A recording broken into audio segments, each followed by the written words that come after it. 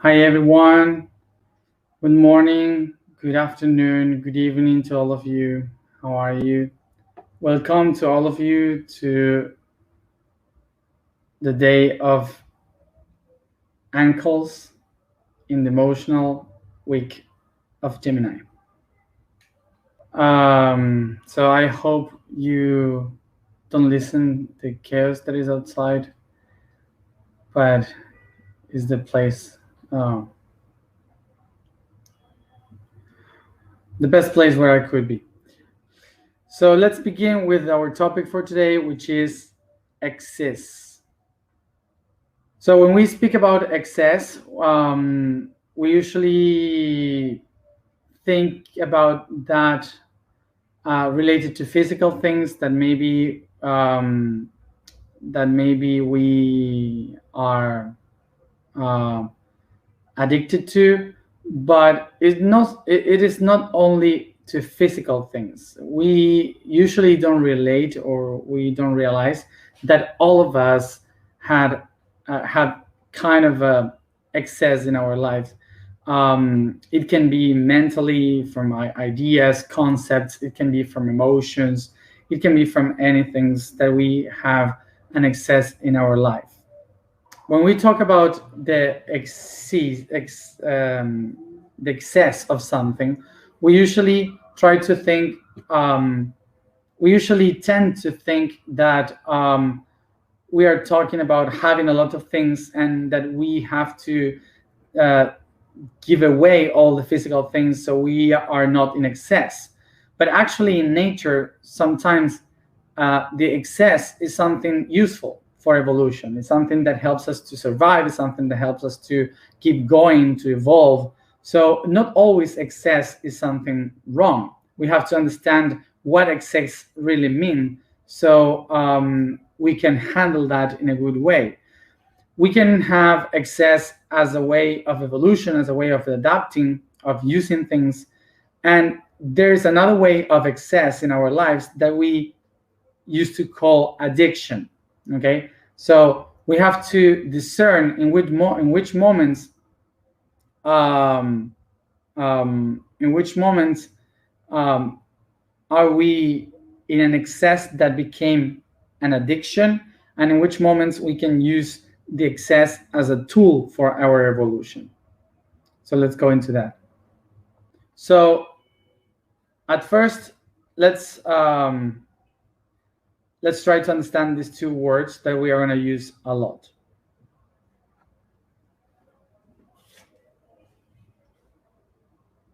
So first of all, the word excess comes from ex and cedere in Latin.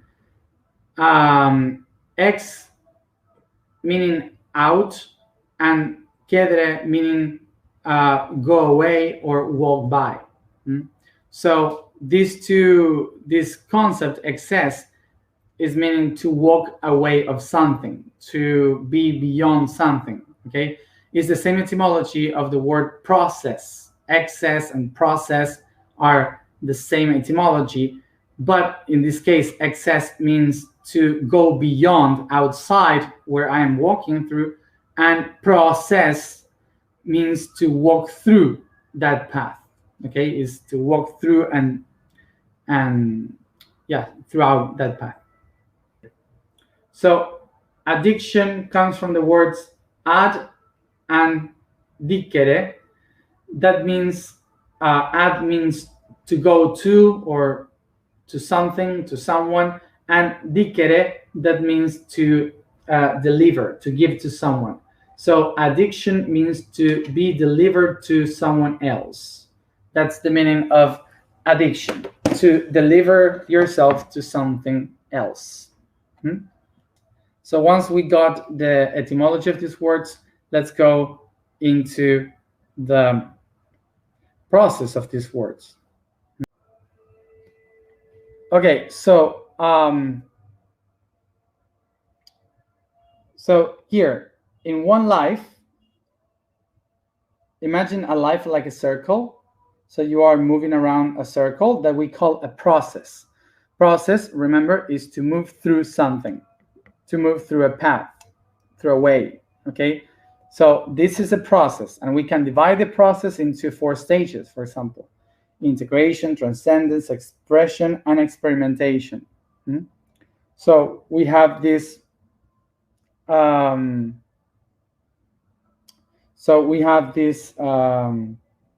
process, this constant process, through the 4 stages. So all that is called a process. So when you complete the whole process, you can repeat this process constantly if you found balance and harmony in this process. And sometimes harmony for this process, it doesn't mean that it's good.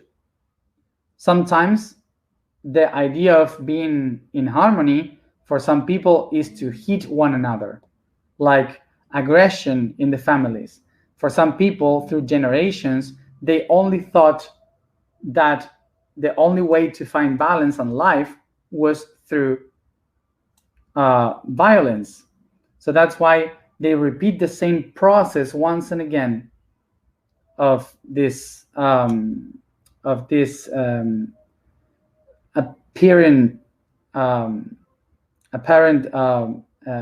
harmony that we call the process. So let's see this. Eventually, this process that I am living can reach a moment in which I can't stand it anymore. Like the whole system says, I cannot hold this system once and again, once and again. So what the system does is to get out of itself, and the people try to find a different way of doing things. So the process stops being a process and becomes an excess. Excess meaning to go out of this path. Do you see the thing? So remember this. Don't think about getting out of this process like something beautiful or healing. Take this coming out of this process as just a moment when you couldn't hold it anymore. So it doesn't have to be beautiful. It usually becomes a crisis. So why am I going out of this process? Because this process is not giving me all the things that I need. So inside this process, I am in lack of something that I will call void. So this void that I cannot fill up here inside, this process I'm not filling up here, I will need to go out from this in order to find how to fill up this void. So when I go out, I will fill it up with an excess. So as an example, if I am living a process in a family that is not loving, that my family here is not giving me the love that I need, and I cannot recognize that. So I will be in a very huge lack of love. So I will have a void of love. So a part of me will try to get out of these systems. Will try to get out of these systems to find how to fill up the void. And the way our bodies interpret the love is through glucose, through sugar. So we will try to fill up this void with chocolate. So we will start to get out of the process by the excess of chocolate or the excess of sugar. The pancreas starts to ask for it. So this is just an example of a way of excess, of something that I have a lack of and that I need something to fulfill it. Okay. So we have here the next, that excess, as you see, is not something bad here, because the excess is the one that is making you notice that you have a problem here. So you are committing an excess because you cannot stand your process.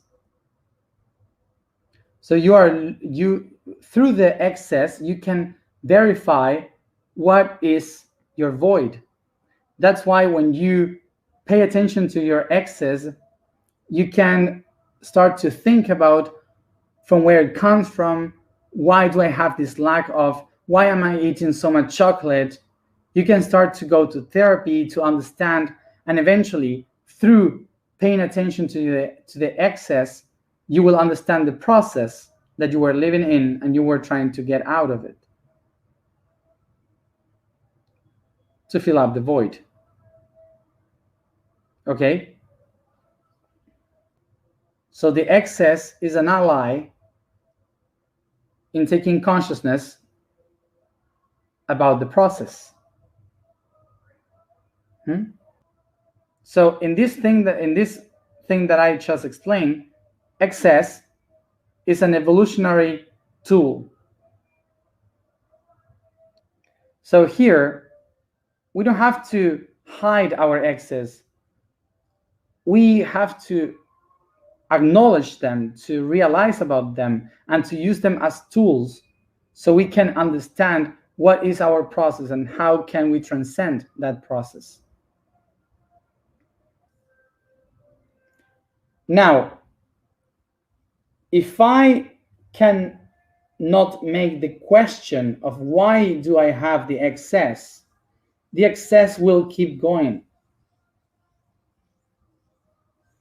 So if I cannot notify the excess, it will become something that repeats in my life once and again, and eventually, as you see, it will repeat the entire circle, becoming itself a process. When the excess becomes a process and it repeats once and again, you're not free anymore to rule your life, and you start to be ruled by your excess, by the tool.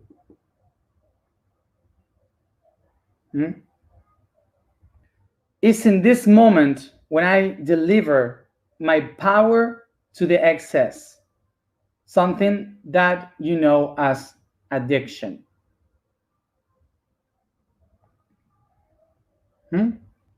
So what is addiction? Addiction is to give your power, the inner power you have, to someone outside or to something outside.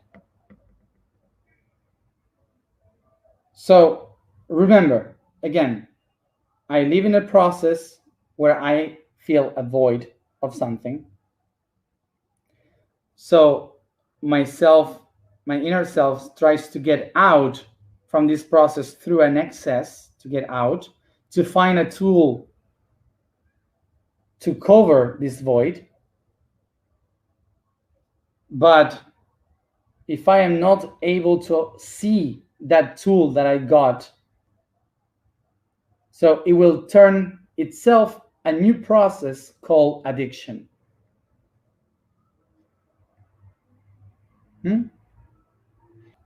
So there is nothing outside, nothing in the outside that provoke addiction. There's nothing in the outside. We can then speak about the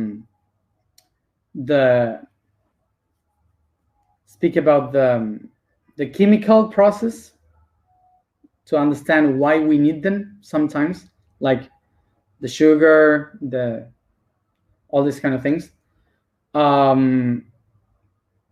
But actually, we have to understand first that there's nothing in reality that can provoke you addiction. So the reason why nothing really outside is addictive is because addiction is to give your own power to someone else or to something else. So nothing can really take your power, nothing physical. It's impossible for a stone or a drug to take your power. It's you, the only one that is able to give your power away. You understand this? It's only us, the one able to deliver value or power into something. Like money. Money is paper. Money doesn't have any value at all. We are the ones that give a meaning and a value to money. So the same thing happened with addictions. We are the only ones giving the power to something. It's only inside. So in a chemical way, we can explain this in this way, which is we will give the example of sugar as the one that I explained here right now. So the example of chocolate. The example of chocolate is that our bodies need sugar, glucose, to make to create energy for the cells. The cells need energy in order to reproduce, in order to make their own process of reproduction. How do we take that sugar? Well, from all the things that we eat. The pancreas creates insulin. Insulin will go to, in a tiny amount, the insulin that is produced in the pancreas will go to the blood, looking for the sugar, the glucose. So it takes all this sugar that is in the blood and brings it to be processed on the walls of the cells. So that's how the insulin helps the body to regenerate energy through the glucose. So that's the common and useful way of how our bodies use the energy. But what happened? That if you eat a lot of chocolate, like a huge amount of chocolate, the pancreas will need to create a huge amount of insulin, so it can go to the blood and take all that sugar that is receiving. But imagine that for the insulin, it's impossible to grab all the chocolate, all the sugar that you are given to it. So suddenly, the amount of insulin is growing and growing and growing. So in some moment, your body will say, hey, I have so much insulin in my body that I have to work so much that I need more sugar. Give me more sugar because I have still work to do, because we are a lot of us in the blood. So your body starts to feel the need of more sugar. So that's why you eat more sugar for those insulins to work. Okay. So in that level, what you have is that always the insulin will be in the same amount of the sugar that you are receiving. So if you eat more sugar, you will have more insulin. So eventually, if you don't have sugar, the insulin will start to ask because it's too much. So we need to work, okay? Because of this, we feel the addiction to sugar.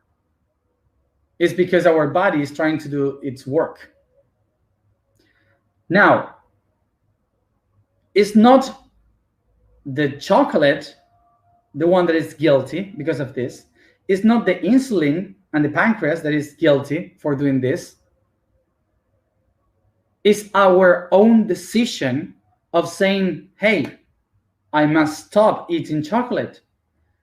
And I have to stop at least for 3 days and to drink a lot of water so I can clean up the amount of insulin that I have in my blood. So eventually in 3-4 days, I won't need much sugar. Okay? So it's all about myself taking the decision. It's not a blame on anything. It's not a chemical blame. You get it? So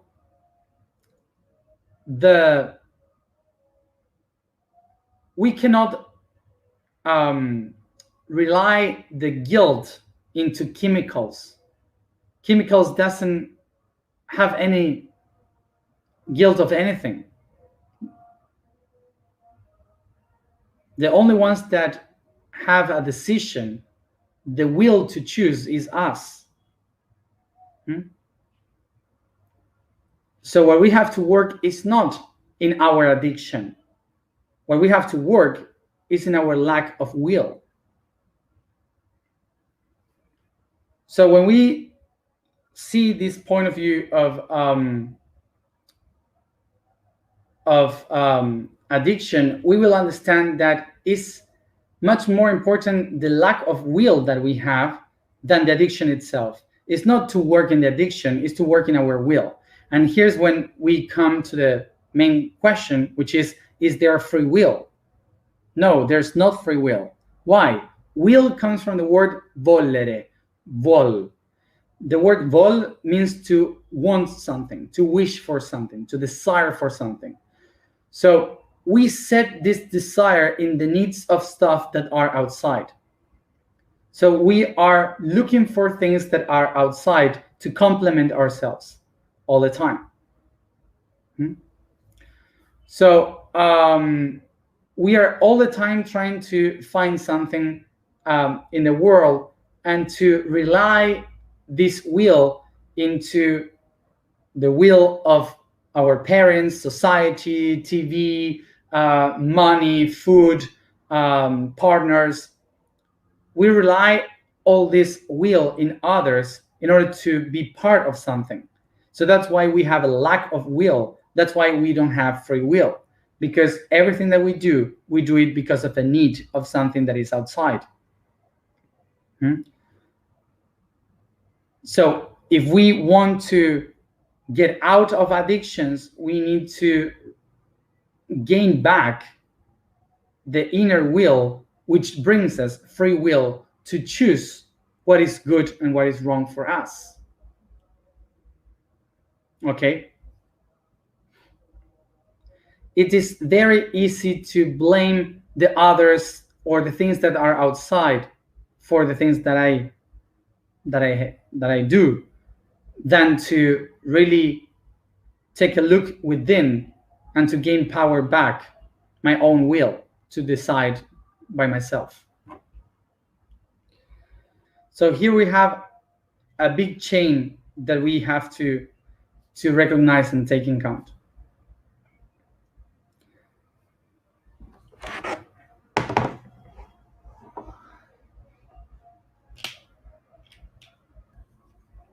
So this is the line that we have to follow.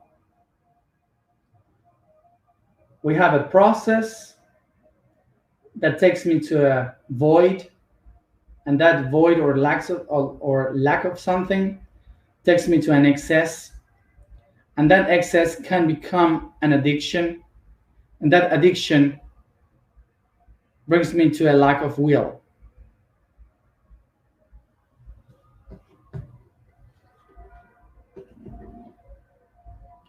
Okay, so now picture this: the will that I don't have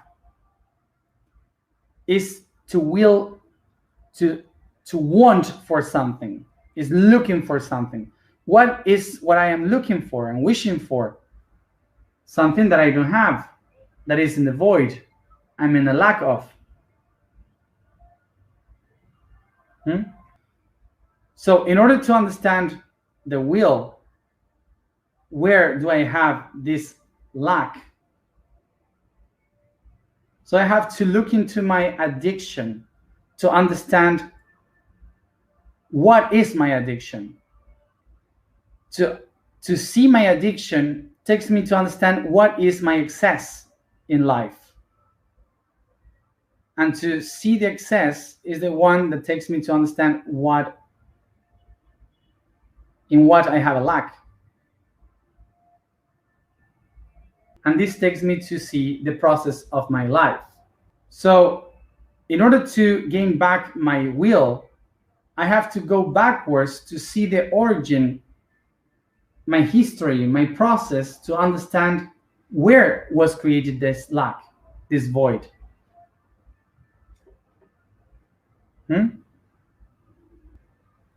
When I recognize my process, I start to set myself free from the excess.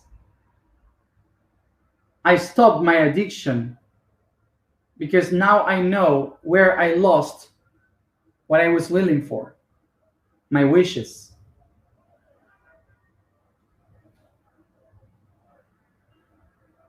Okay? So I repeat myself. There is nothing outside that can provoke addiction. The only thing that provokes addiction is the lack of something that took away my ability of having will.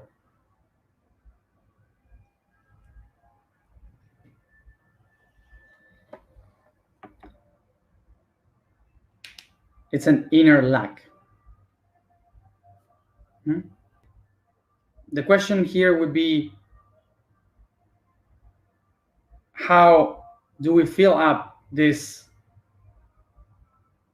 void? So to understand how to fill up this void, we have to remember that there is no void, that inside of us, there is nothing missing. We have everything, but maybe through the process, through a trauma that we have lived, we locked those things that we need inside a box in our subconscious. So it's not that we are in a lack of something, it's that we are denying something that we have inside.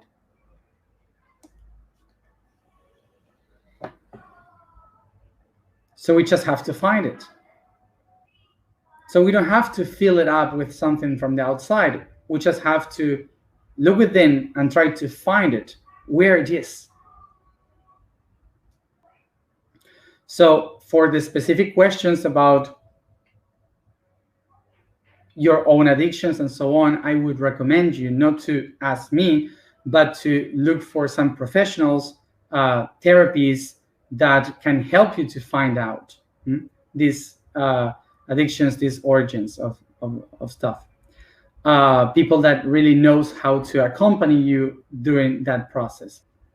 I cannot say any or recommend any therapy by itself, because we are all different, and for some of you maybe it can help doing a ayahuasca ceremony, and for others can be psychoanalysis for a long time, for years. Okay, so just try to find your own way and respect your own way. So I just wanted to close, to wrap this idea with what people used to call drugs. That culturally we started to call drugs to some things that are not really drugs, and we started to kind of culturally ban these kind of things, saying that they are addictive when they are not, when anything can be addictive. So in my case, I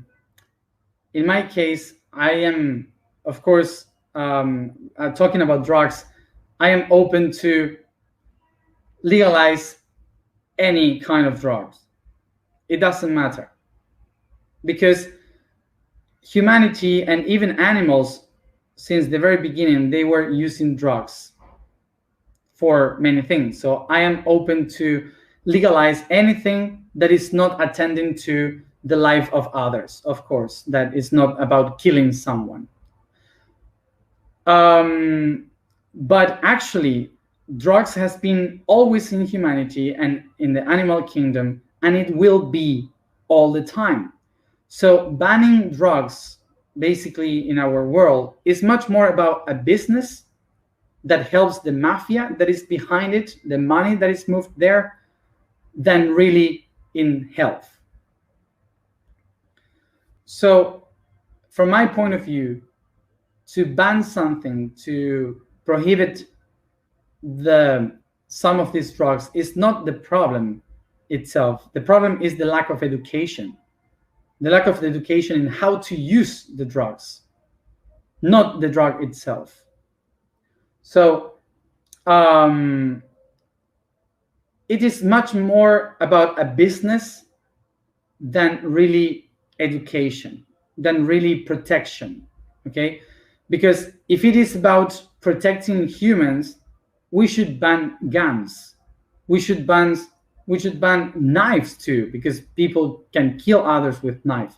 So there is no really a weight when people are saying to ban drugs. There's no really coherence, because why? So the alcohol is allowed if it kills much more people than drugs. So we have to understand that when we don't educate and we just ban, we are making the problem even worse, because people doesn't have the option, the free will. So they are pushed towards that world with no one to help them in the environment. So remember, nothing in the outside really produces addiction. Addiction comes from an inner lack of will.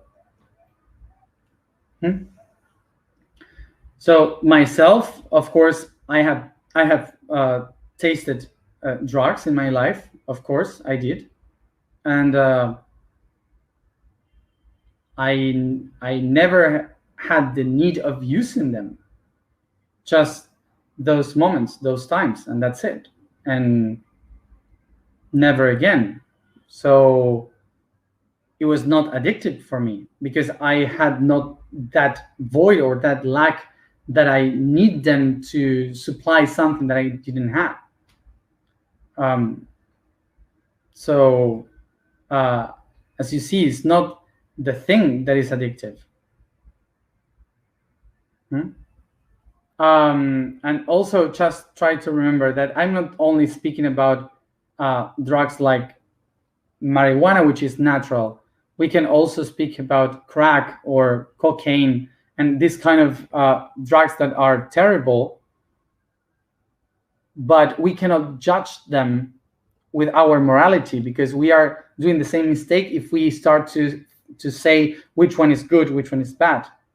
For me, all of them, all the kind of drugs should be open for everyone to decide. And when you have the option to decide, you are not much more in the need of using them, because you don't have to escape from anything.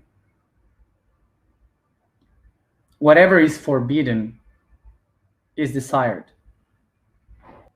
And of course, for the mafia and for the politicians that are corrupt, of course, it's really good for them to be banned, to be forbidden.